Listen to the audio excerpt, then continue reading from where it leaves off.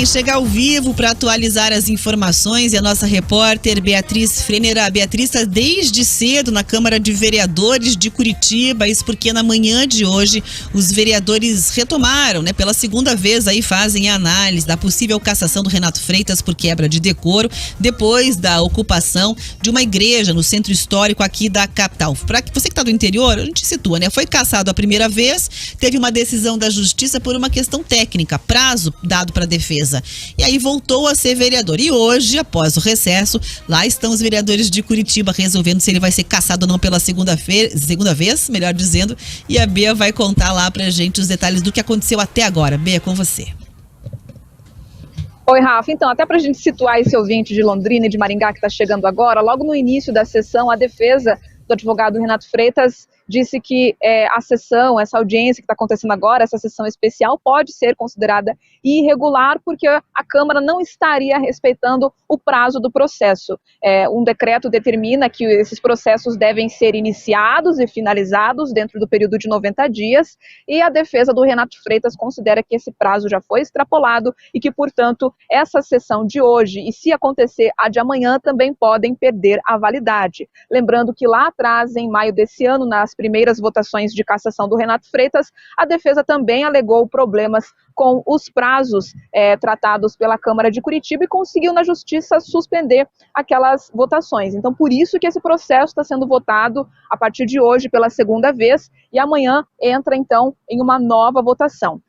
Aqui na Câmara de Curitiba o que a gente vê é uma movimentação bastante tranquila, a expectativa é de que amanhã tenham manifestantes participando aqui desse processo todo. Lá dentro tem sim muita gente assistindo presencialmente à sessão e nesse momento o que acontece é a fala dos vereadores, os vereadores inscritos que podem usar a palavra para se manifestar a respeito do caso. Logo na sequência deve abrir espaço para as alegações finais, que é o momento em que a defesa de Renato Freitas terá a oportunidade durante a sessão de apresentar ali quais são os fatos, só que a gente já tem um bastidor ali adiantado de que a defesa hoje não vai se apegar no mérito, né, do processo todo. A defesa não deve entrar muito a fundo se o que aconteceu foi certo, foi errado ou de que forma aconteceu. Apenas apresentaram essa alegação lá no começo, dizendo que a sessão não estava respeitando, a Câmara não estava respeitando o prazo do processo, e agora a gente vai aguardar para saber se durante essas 2 horas de fala que os advogados de defesa de Renato Freitas têm direito,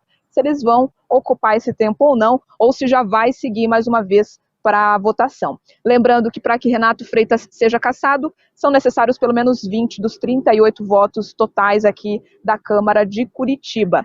Eu também lembro os ouvintes que ele responde por um processo ético disciplinar em decorrência de uma manifestação que aconteceu no dia 5 de fevereiro desse ano no Centro Histórico de Curitiba. Era um ato contra o racismo que começou no calçadão do Lago da Ordem e que terminou dentro de uma igreja, o que gerou bastante polêmica e também foi considerado como perturbação a culto religioso. Rafa. Obrigada, Bea, pelas informações. A Beatriz na frente da Câmara de Vereadores fazendo a cobertura completa da situação. Você está na live, está vendo agora o que acontece dentro da Câmara, né? A fala do professor Euler, do MDB. Como nós explicamos, a sessão começou com a abertura, a lida, né? Enfim, dos termos do processo pela vereadora Flávia Francischini. Começou o que é chamado de os apartes, né? Os pronunciamentos dos vereadores que se inscreveram, cada um tem 15 minutos. E agora está lá o professor Euler falando. Depois tem mais 15 para cada um com os chamados apartes, que é quando alguém quer complementar, quer falar, quer interromper a fala para pontuar alguma coisa. Queria partear o colega. Exato. E aí a gente vai começar de fato a acompanhar a votação se a defesa do Renato Freitas abrir mão dessas 2 horas, né, que tem ainda após a fala dos vereadores para apresentar o seu ponto de vista. Ou a defesa ou o Renato Freitas podem aproveitar esse tempo de 2 horas depois que acontece a votação. E aí, Riva, o que a gente vai ver ainda hoje? Mais uma vez vai pro regimento, né, Rafa? Tem gente falando na audiência aqui que isso aí vai dar em pizza. Será que vai dar em pizza dessa vez? A defesa do Freitas vem com o mesmo argumento, dizendo que não teve prazo, mas que vai deixar correr a sessão, provavelmente para judicializar depois. O Renato Freitas, inclusive, estava fazendo live agora há pouco, né? Nas redes sociais dele, fazendo comparação com outros casos de vereadores aqui de Curitiba que não tiveram condenações por parte dos colegas, ou enfim, a perda do mandato, e na justiça tiveram sentenças bem duras. Rafa, é o grito dos desesperados, né? O que o Renato Freitas não quer perder, para você que é de fora aqui de Curitiba, para você entender, para você que está na nossa rede Jovem Pan News, né? O que ele não quer perder é o direito político, não é o mandato. Se ele perde o direito político, ele fica 8 anos inelegível. E o sonho dele neste momento é ser deputado estadual. Então por isso ele se agarra no cargo de vereador, tenta fazer de absolutamente tudo para ser eleito deputado estadual. E ele sabe que ele tem grandes possibilidades, as pesquisas internas do Partido dos Trabalhadores mostram isso. Vai se agarrar ao regimento. Por quê? Quando a defesa do Renato Freitas recorreu sobre o mérito da questão, que era a quebra de decoro parlamentar, a justiça deu um freio, lembra, Rafa? Não. Isso não vai ser discutido aqui. Os vereadores decidiram pela quebra de decoro parlamentar e isso é de exclusividade deles. A justiça não vai interferir. Quando eles recorreram sobre um prazo de 48 horas para intimação e a Câmara deu 24, aí eles ganharam. Agora busca mais uma vez uma questão regimental para acabar com uma possível cassação. Seria um caso inédito para mim na história da legislatura brasileira. De um bicassado no mesmo mandato. Eu nunca vi isso. Se alguém se lembra de uma história como essa, por favor, nos relate. Eu confesso que eu não me recordo. Foi um crime o que o Renato Freitas cometeu? Não.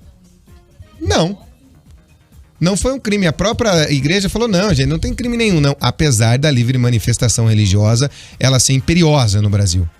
É imperiosa, é constitucional. Mas ele não teria proibido as pessoas de manifestarem o seu direito religioso ali, né? A sua fé, o seu credo. Começou uma manifestação do lado de fora da Igreja do Rosário, foi lá pra dentro, terminou lá. Foi por quebra de decoro parlamentar. Conduta, o que faz? Hoje começa esse processo, amanhã ele termina. Muito provavelmente vai haver judicialização, mas vai ganhar? Muito dificilmente a justiça vai interferir nisso de novo. Porque deram bastante prazo agora para ele se defender. 11